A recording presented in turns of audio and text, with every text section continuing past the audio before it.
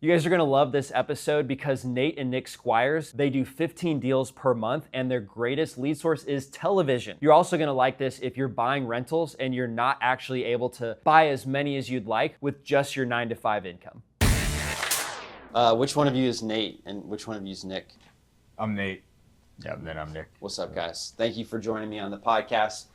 Could you give everybody an overview of your business, what kind of deals you do, what type of volume, and you're in Cincinnati, I know.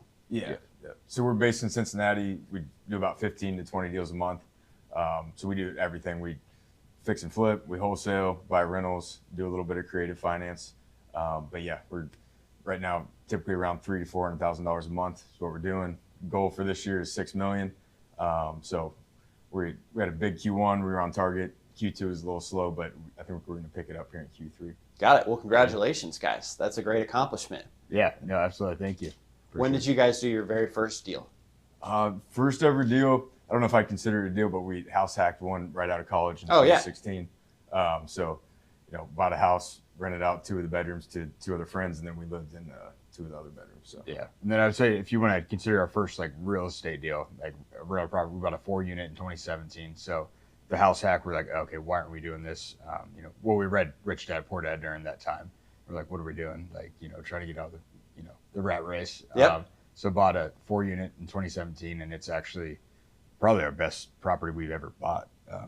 Because of that time frame, everything's going to appreciate. So bought our first 4 units in Cincinnati, and that thing has been appreciated for well over double what it was back in the day when we bought it. So does a 4-unit value come from how the rent is, or is it also like a single family home where it's just an entity with a value? Yeah, it's more of the single family, with the value of the entity itself. Yeah. Gotcha. That's great, guys. I love to hear that. It's funny enough, my first deal was also in 2017, and it was like a 5-bedroom house. It was a 3-bed house, but they converted 2 in the basement. Some investor converted 2 in the basement to bedrooms. So I bought it and rented out to 3 other people, and I lived in the 4th one, and the 5th one was just empty. We didn't have enough fridge space for another person to live in this house. But it turned out, it's over doubled in appreciated value just because of where it was.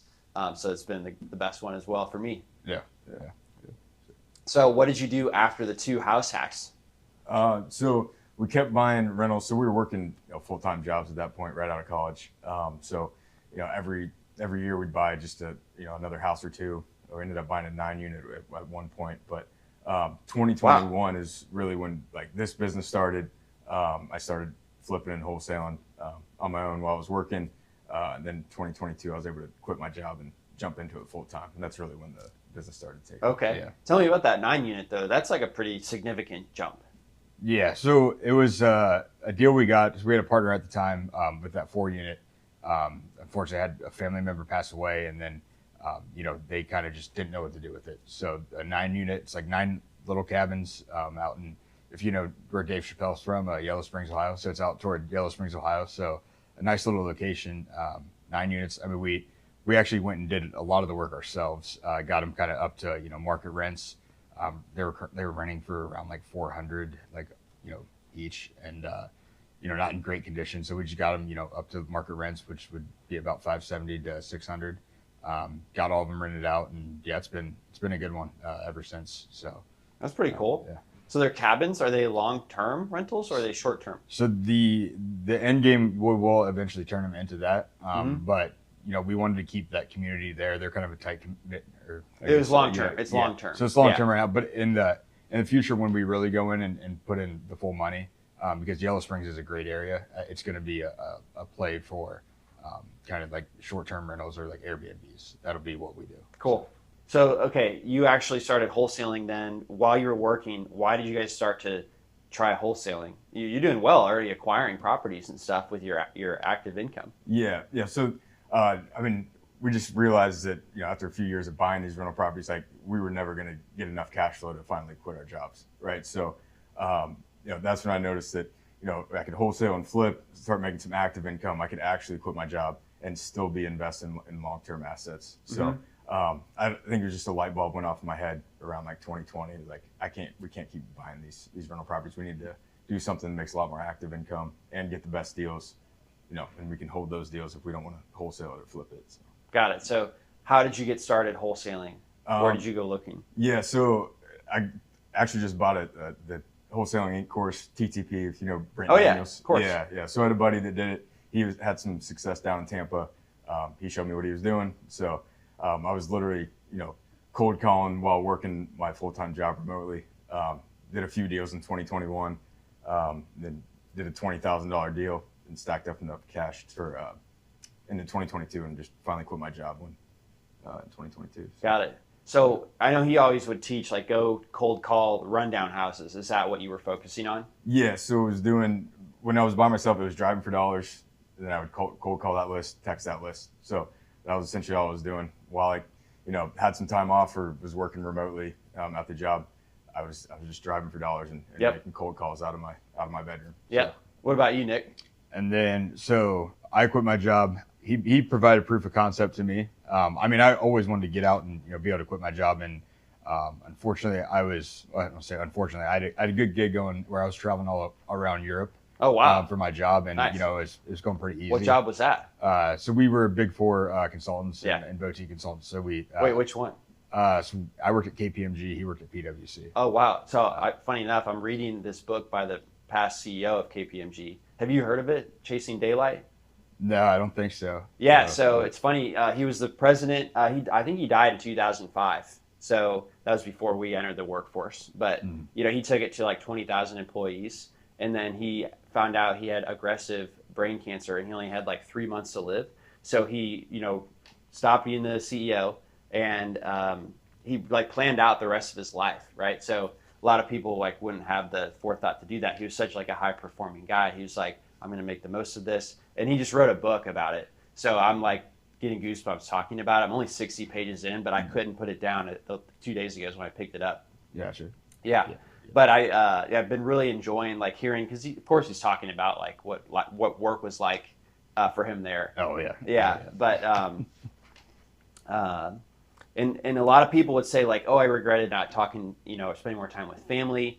He was sad he didn't get more time with his wife, but he was also acknowledging like, I just wouldn't have been happy only working and forgetting about it. I wanted to be driven. So an interesting take when I think so often you hear, well, I always regret this, right? But he and his wife, what was important, my takeaway was like they made decisions together, and he didn't just like go off on his own and make these decisions, So anyway, cool book. I'm excited to finish it. But yeah, side note on KPMG. Good on you guys. They don't hire slouches, right? No. Like, yeah, so I think it's definitely valuable. I think it taught us a lot of things. One, like how much it takes, how much work, it really is to be a high performer. And then also kind of taught us, hey, I don't want to do this forever. So we're going to find an exit in some way, right? And that's where eventually, it was real estate where we thought was going to be the exit. So eventually I quit my full-time job at end of 2022, cashed out the 401k, said, let's go all in. And we've been essentially growing exponentially ever since. Oh, nice. What did you cash it out to do? Live off of? Well, yeah. Well, throw it into the business. Okay. Yeah. So funding the marketing. Or whatever you're doing. And I mean, live off for like, we had I think you already had a good pipeline in place. So it was kind of a perfect like place for me to transition in, give my 2 weeks, like, hey, yes, I'm going full time.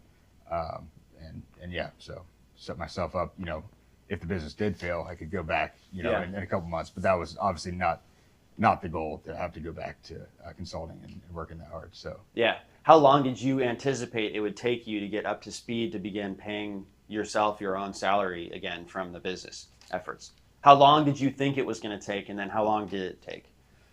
Well, because I'm asking for me, because I aggressively quit my job too, but then it like took longer than I thought to really have a steady income. About a year, would you say? Yeah. Because initially it was like more just scratching by, like doing the draws as needed to, live on and, pay. We did have like an employee. We had an employee at the time. You have your vendors. You have plenty of construction management going on, so about a year. And then we were, okay, now we're in a good spot. Now let's really get things moving. What did you spend the money on? What was the money spent on? Marketing. Yep. Driving more deals. So I mean, he was doing driving around and calling. Were you also going to do that too? Is that what you were doing? So I came in more of the dispo. Again, we had kind of developed that pipeline and got into better. I guess more expensive marketing streams. Like we started TV, we started doing Awesome. PPC. So we were getting higher quality leads, and then he was the main acquisitions guy, and then I was the dispo guy. So that was kind of how it was running at that point. Yeah. How did you get into TV? Did you have a mentor or a program or some coach that helped you out get started there? So we use 10X TV. So I mean, just that's another program. Yeah, so recommendations from Collective Genius or other investors. I haven't heard of that one. Or was that Doug's company? Not Doug, so that's Tony Javier. Okay. His company. Cool. So yeah, but yeah, just basically. Wait, by the time he was joining, you already in Collective Genius? No, not yet. Not quite yet. So you just knew about that company elsewhere. Yeah, I think it was a few months in, or probably 6 months in after he joined. Right. Yeah. The twin thing obviously works well on commercials. Oh yeah. So yeah, once you joined, I think it was probably about 6 months after that we started TV. But we had been running PPC once I had joined, and all. So we had a good kind of pipeline, and that's where I really was needed. Where he's like, he gets 5-6 deals. Now he's got to go sell those deals. Has no time to keep the pipeline going. Now I come in. Now I can keep that pipeline going. Right. He's out there, locking up contracts, and I'm selling the deals, and then managing our flips, doing all that. So taking a lot of back end work off of him. So that's where it really started. We could see this thing growing. Well, I from what I'm hearing, you found a niche. You proved that it worked well. You scaled it up, and then when you were too busy, that's when you brought somebody else in. Yeah. Oftentimes, like I hear, people read Traction and they'll just kind of bring in people to help them do these aspects of their business, but they're not quite there yet to offload it from their plate. So it's kind of like the blind leading the blind. Anyway, I just wanted to make an emphasis on how you guys did it. That's what I hear frequently is like the successful path. Yeah. You kind of hired, another way of saying it is like you guys, you didn't hire, but you brought on somebody to take stuff off your plate. You didn't bring somebody on to add capacity. Yeah, 100%. If anything, we probably went a little too slow. Mm-hmm. Over the past year or two, we could have probably brought on some acquisitions guys earlier. We probably could have brought on some lead managers earlier. But I guess I'd rather be too late to doing that than be too early and paying somebody to do nothing when I should be doing it myself. Yeah, and run out of cash, because the number one way to business is collapse or end is running out of cash. So. But that's kind of been our approach going forward ever since, is hiring high level guys. So the next hire was our chief revenue officer, so the head of acquisitions, or like going to grow into that role, right? So he was our main acquisition guy, and then from there he was great, right? Again, hiring high performers, expectations from day one that they're going to live up to that role. He did. Then went from there, right? Zach was doing great. Then we hired our head of disposition. So then now Nate had, his main acquisition guy he could oversee still on acquisitions. And then I had my, disposition manager who, again, high level guy. And that exponentially took us off in 2023 to where, we ended up doing right under 2.3 million. So, yeah. In your first year? I should say, that was 2024. Sorry, I jumped a year. 2024. 2024 was 2.3 mil. Yeah. Wow. That was when Congratulations. That was when we truly had, I would say, a true team in operation. Was 2024. Got it. So when you were hiring somebody, like how did you make sure they were a high performing person, like when you hadn't worked with them before? So and everyone says don't hire friends, and we've done plenty of business ventures with friends. Same here. So he was a friend, but also, someone who worked at Amazon, managed over 500 people. He was a high performer at Amazon. He really was cut between I really like what you guys are doing, and he was all in. We didn't have to do much selling. It's like, look, if you want to commit, this is what it's going to take. We knew his personality. We know how hard he works. We knew he'd be a good fit. There you go. Perfect. It's just more of, hey, it's up to you. Do you want to join this? Because you know what it's going to take. We knew what the effort he was going to put in, and it couldn't have worked out better for us, to be honest. What about any others who you've hired that you didn't know though? Have you hired other people? Yeah. So we through that process we just done LinkedIn recruiting. Right. And so, we bring we do 30 phone screenings pretty much. We'll try to bring in about 10 people, try to vet them that way. What do you do when you bring them in? Like you mean bring in for an interview? Oh, bring them in for an interview. I got it. Yeah. So what in the interview tells you if they're high performing or not? Because one thing I've noticed is, especially for certain positions, the better they interview, I feel like the worse they were. Which is true for like technical type roles, like a I don't know what it would be in a wholesaling business, but maybe a transaction coordinator role, which is more like organizational. How do you guys do that? So that we are hiring for a transaction coordinator right now. We have a great one right now. She's just remote and isn't there, kind of a snap of fingers because she's working for some other companies.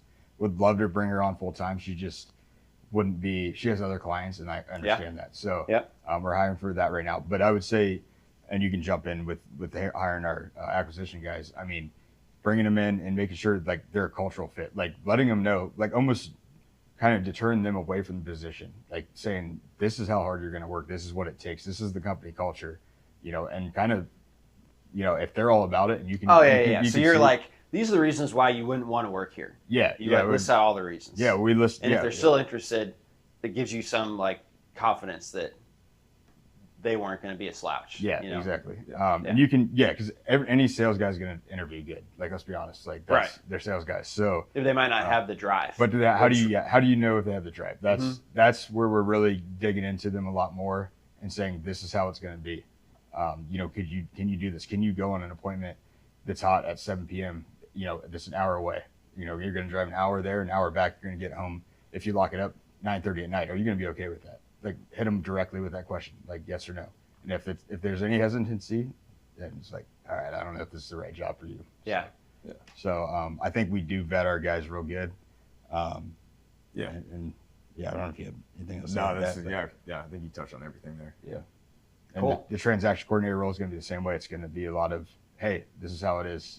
We hire high performers, we pay well, and there's a reason we pay well, right? You're expected to come in and be a high performer. So. Mm-hmm. Have you guys had any trouble at all? It seems like everything's just gone smooth and no issues. We've had plenty of bumps in the road. I guess it depends which what type you want to talk about, like hiring or anything. Anything. So I mean, I think the biggest struggle we had was 2023 when I brought him on. We decided, we should start flipping these instead of wholesaling. So we bought a few really bad deals that we couldn't wholesale, thinking that we were experts in flipping. Cash got tight on a few of these because we go over budget, you overpay, sell it for under what you thought you were going to sell it for. So I think that's the biggest struggle we had was just getting,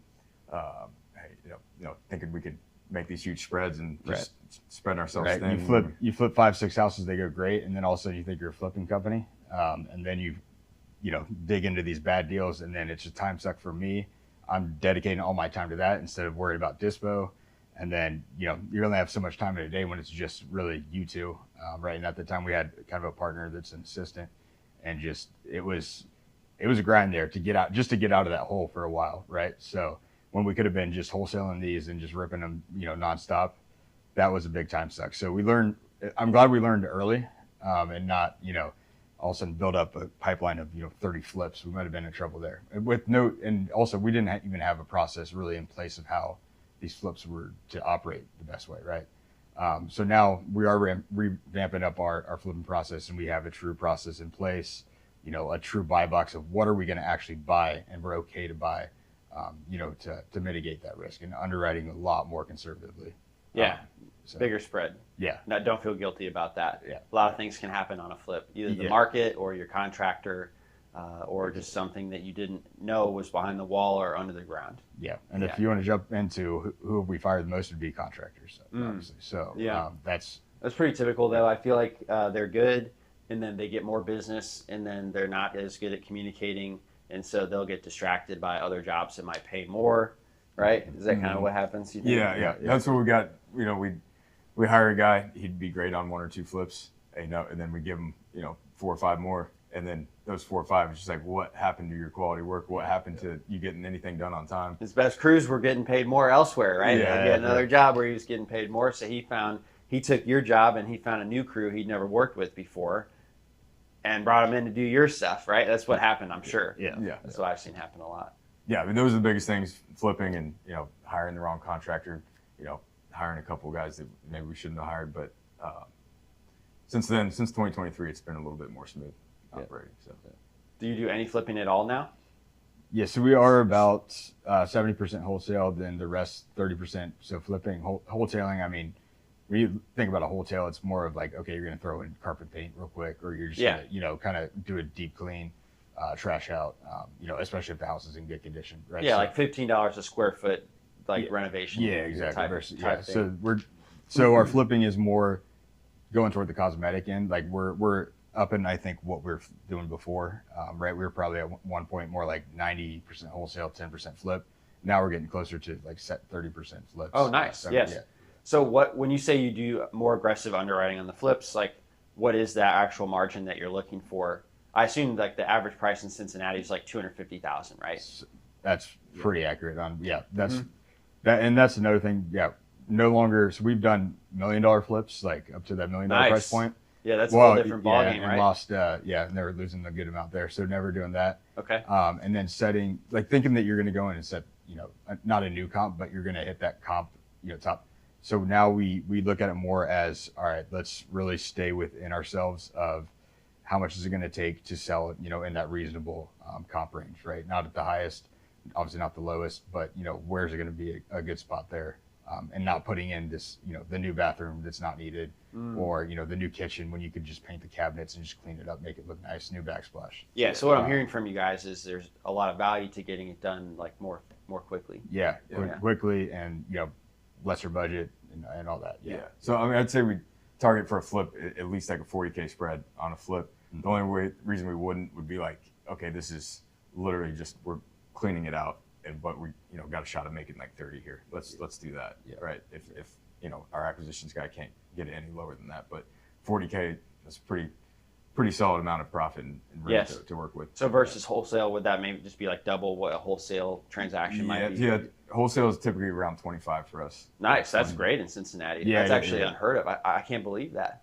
Yeah, our acquisitions guys hit people pretty low. Yeah. Right? So I think it's just having some good sales guy or acquisitions guys on that front and underwriting the deals conservatively. We get a lot of deals that, we offered $15,000, $20,000, $30,000 less than another guy in town, but then, that seller's calling us back 2 weeks later. They couldn't sell my deal. Oh yeah, all the time. Yeah, for sure. Just stay in touch over the last, next 2 or 3 weeks. Yeah, absolutely. That's going to happen. It's amazing. Just this past, this past month has been multiple. It's like, told you that one was coming back. Oh yeah, just stay in touch. Hey, just want to check in, make sure all that's going smoothly, and then it continues to go smoothly until they call you back and they're like, hey, it fell apart, and which is really great because you guys can help that person, and it's the price that you said originally, which is like very ethical. You didn't just change your price because she got a better offer, right?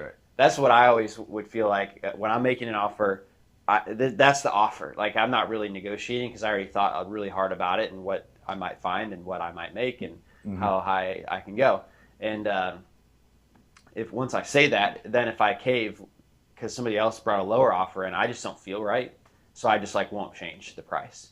And so when that other price doesn't work out, it feels great to move forward to me. Right. That's how we do it. Whenever we're making an offer, it's something that we know we can either wholesale this or I'm comfortable at least buying it. Or So I'd say out of all companies, I mean, we don't deals that we actually cancel on our end, as in having a price drop.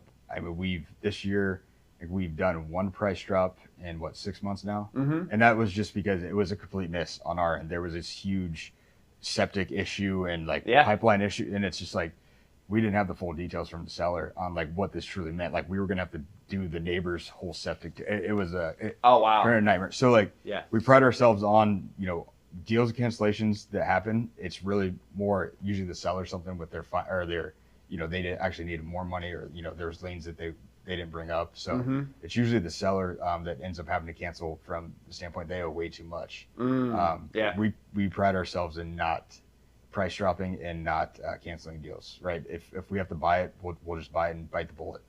Take the loss. So I know a lot of companies out there actually have it kind of in their process maps that they price drop. Correct. And we just never. That's not what we do. We have a brand to maintain in Cincinnati and Northern Kentucky that we're doing the right thing, and we're never going to go that route.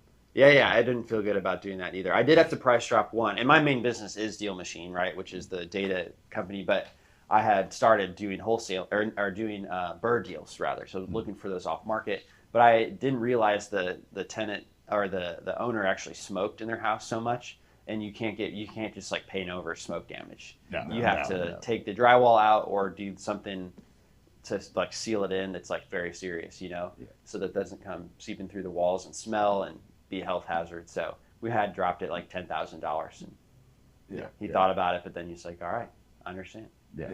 And there's 100% reasons when it's ethical to price drop, right? If something comes in back from an inspection, like especially if you're flipping out of town, I 100% get like those guys that do that. Like, you don't know some of these things. They come up and it's like, whoa, there's $15,000 here that was never accounted for. Yeah. So I don't want to say like it's bad that people do that, because there's 100% reasons when. But the guy's doing it 1 or 2 days before closing. It's systematic. I don't know how ethically you can do that, and how you could feel good about yourself as a running a business like that.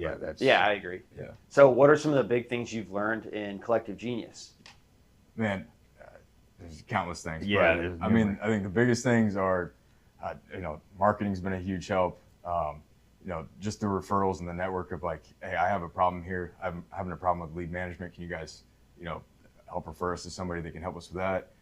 Maybe our acquisitions process. Like, can you guys just, run me through how you guys do this? I could go on and on. I don't know how much. I mean, the vendors here too are just great. Like, we implemented Rise, so Gary Harper with Sharper Solutions, and the benefits we've got from that are, we can't even put a price on it. It's because we've got so much more organized, so much more dialed into our KPIs. It's truly started to feel like a business that, we have control over now, right? It felt like a lot of wheeling and dealing. We're making a lot of money, but also how are we making sure that bottom line's looking right as well, right? So that top line looks great, sure, but what's the bottom line look like? And that's where Sharpers came in and helped a lot. What are some of your KPIs you look at like daily? So or whatever, whatever's most valuable for you. Yeah, so biggest things, like weekly we'll go through a full report on acquisitions, dispo, everything like that. But I guess on the acquisition side, we're checking, did we set at least 30 appointments last week? Did we attend at least 20 of those? How many offers did we make? Did we come up with at least, I think 5 contracts is our goal right now. Did we hit at least 5 contracts last week? So that's the main thing on the acquisition side, I'd say. Yeah, and then deal size as well, right? The contract size. So we target, like, why was our contract size below $25,000 this month? And it gets more a stoplight report, like for us to sit back, okay, for some reason we didn't average $25,000 this week on our closings. Why was that? Okay, there was, a deal we saved. We knew we weren't going to make much money. It's $2,000, but the seller's happy, buyer's happy, right? It's just good for our brand to make sure we're not canceling a deal just because we're making a couple thousand. Right? Mm-hmm. We'll put in the full effort that we need to for that $2,000 deal that we will for the $100,000 deal, right? So looking at that, and then just making sure, Dispo's got their processes locked in, right? They should be locking up, assigning enough deals. So we get 5 contracts a week. They should also probably be assigning about 4 a week, right?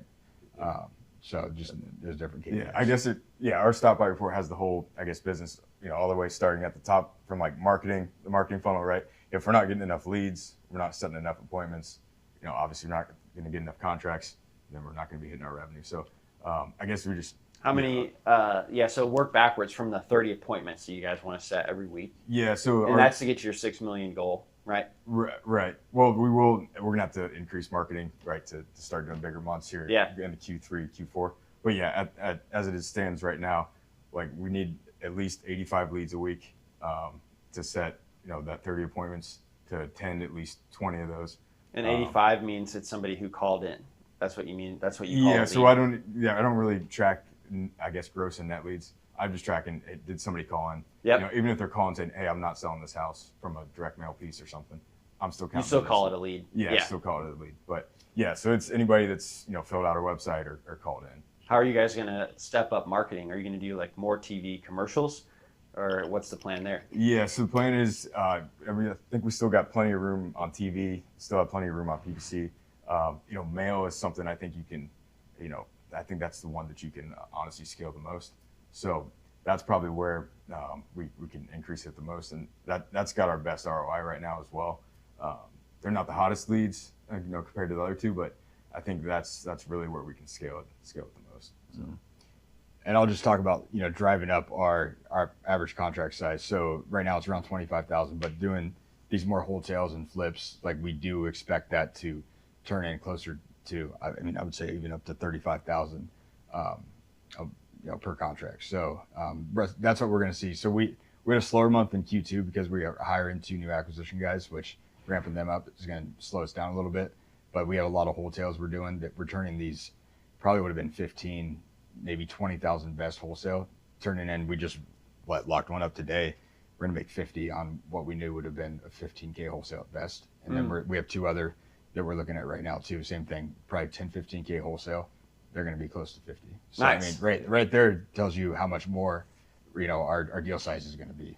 So Q3 is going to be looking like really it's getting set up pretty good here. So we're excited. How do you guys how much time do you spend on being the the visionary for your company or versus working in the company?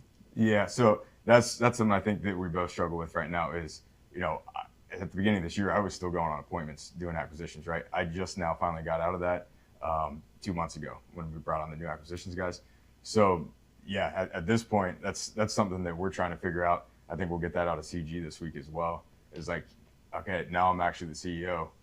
How do I need to be acting? What do I need to be spending my time on in the business, and vice versa, working on the business right now. So I think being the CEO and COO is now we're actually at that point, and we got to figure out how we're actually going to act as that going forward. Right. And luckily, and same, yeah. So I had to jump over to the acquisition side as we were hiring these 2 new sales guys, right, for acquisitions. So I've been wearing all kinds of different hats, and luckily our dispo guy is so good, and he can handle a lot of stuff by himself. So now I'm truly getting back into the COO role, making sure our processes are dialed in, building out a better dispo process, and then also I've been in charge of hiring our new TC. So we should have a new TC starting here in July timeframe. So getting that hiring process. So that's been my main thing. But then once we have that TC in place, again, high level performer, we'll start building out that dispo process better. And then I'm truly sitting more in the COO role. So that's something we struggle with a little bit right now, being too much in the business instead of working on the business. Yeah. But if you look at the richest man in the world, Elon Musk is literally building the rockets sometimes. So I feel and run a Doge. Yeah, exactly. I feel there's definitely, I feel best when I'm diving into a part of my business, and I don't want to stay there, but I'm optimizing or fixing and coming out. So my week to week kind of changes every week depending on what needs attention, but I feel it's good. We always get excited about being the CEO, and just being high level, but I don't feel too guilty about diving into the business because it gives me a lot of information about is it going well, or does the report just say it's going well? Right. Where's that data coming from in the report? My business comes from the people are submitting the info, so it needs some auditing. I feel it gives me, that's where I feel I can make the biggest impact truly. 100%. And I don't think we're at that big of a level yet where it's not a bad thing. We're hopping in and maybe doing a little bit more deep dive into things, week to week. Right? Yeah. So eventually, we should be in that point where it's we're stepping back a little bit, letting everyone manage, right? And we're just more overseeing. But I don't think it hurts right now. It's jumping in too much. But also, we don't want to be digging into the weeds so much that was our whole day, was literally being in the weeds. So, yep. Yeah. So I heard the big goal, 6 million. What's if you really zoom out, what is the big purpose now? Because you've gotten out of the rat race, you read the book, you accomplished that. So what's the next thing you really want to get to or excited about? Yeah, I think the biggest thing we're excited about is we want to build out the Cincinnati office as big as we can. I think the goal here just in Cincinnati is about 15 million in revenue, and then we want to start going into different markets. So taking a look at some different areas. Tampa is one of them that we get really excited about. But I guess the 5-year vision is we want to be a $36 million company across 3 markets, and then we also want to start acquiring assets, right? So I guess the big vision would be we turn into Did you stop? Did you stop buying rentals as you built this wholesaling arm? Yeah, so we have maybe like 3 or 4 a year at this point. Yeah. Right. So I think that's the long-term vision is we want to be a wholesale company, fix and flip company, but also we want to acquire a ton of assets and almost be, like a hedge fund type buyer in all those markets, is like the biggest buyer in those markets for single families and small multifamilies. Yeah. And then just the jump. So he talked about, like big term goals, like money wise and like, expansion wise, but but providing, right. We're from Ohio. We're from the Midwest, right? We're from the Cincinnati, Northern Kentucky area. So make sure we're providing, high quality homes, right. And doing the right thing in the community, which, not canceling deals and not price dropping. I think, that sets us apart, doing the right thing. We have that TV commercial, just our brand is out there and just providing the brand and the most trusted home buyer, in the area that, if there's problems, you can come to us, right? And we'll help you get you through them. So that's also, just part of the company purpose is truly helping people, right? Yes. Well, guys, I appreciate you sharing where you came from, where you're at now, and the big goal. And excited for what you guys are going to learn this CG, right? Which is like, how do I balance, being the visionary versus maybe removing yourself a little bit from the business. So appreciate it. I did want to show you this book, though, before we left, because I just have it right here. Yep. I'm sure you guys read books because everybody who's like performing at your level does. So if you ever get tired of like reading tactical business books, this has been sitting on my shelf for like 3 years. It actually came from Trevor Mock. He actually founded Carrot, that website company. Yeah. So like I've had it for like 4 years, but it's a great book. I've read like 60 pages into it. And this guy, Eugene, was the CEO of your past company. So I'm sure it might be kind of interesting to hear from that perspective too. But yeah, I would like highly recommend it. I haven't been able to put it down. And that's definitely like not true for like all books I've read. So it's great. Yeah. Awesome. Yeah. Well, thank you guys. I appreciate it. Yeah. Thank you so much. Yeah, man. Thanks for listening to the DealMachine Real Estate Investing Podcast. Please leave us a review and follow along wherever you're listening to your podcast.